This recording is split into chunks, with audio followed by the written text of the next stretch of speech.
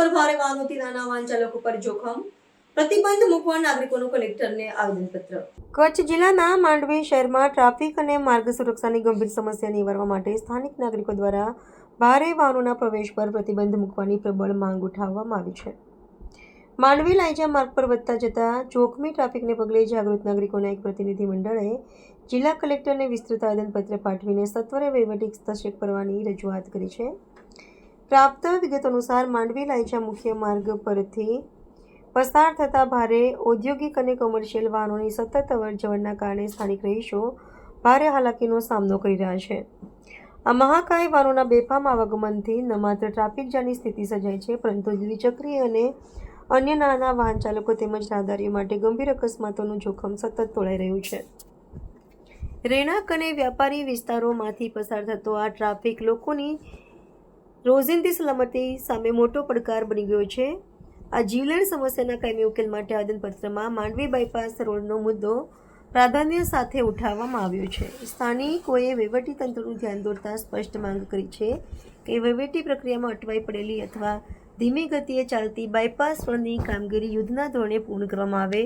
જો bypass road સત્વરે કાર્યરત થશે તો શહેરમાં પસાર થતા ભારે ટ્રાફિકનું સુવ્યવસ્થિત ડાયવર્ઝન શક્ય બનશે અને નાગરિકોને રોજિંદી ટ્રાફિક સમસ્યામાંથી કાયમી રાહત મળશે।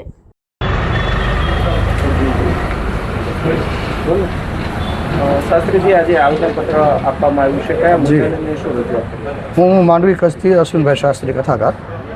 માંડવી લાંજા રોડ બાયપાસનું કામ અત્યારે ચાલી રહ્યું છે, પણ ભારે વાહનોની અવર જવર મુખ્ય રોડ ઉપરથી થઈ રહી છે। જે રોડ ઉપર સ્વામિનારાયણ મંદિર છે એ જ રોડ ઉપર 5 સ્કૂલો છે અને હોસ્પિટલો પણ છે।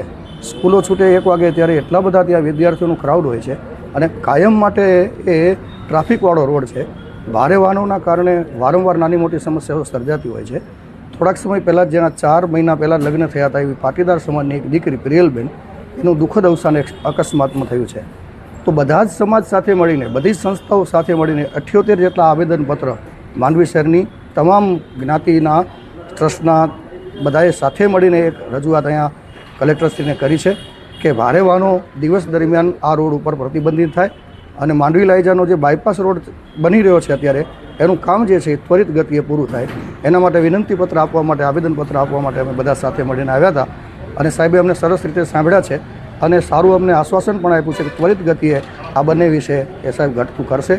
તો આપનો પણ ખૂબ ખૂબ ધન્યવાદ, મીડિયાના મિત્રોનો પણ આભાર।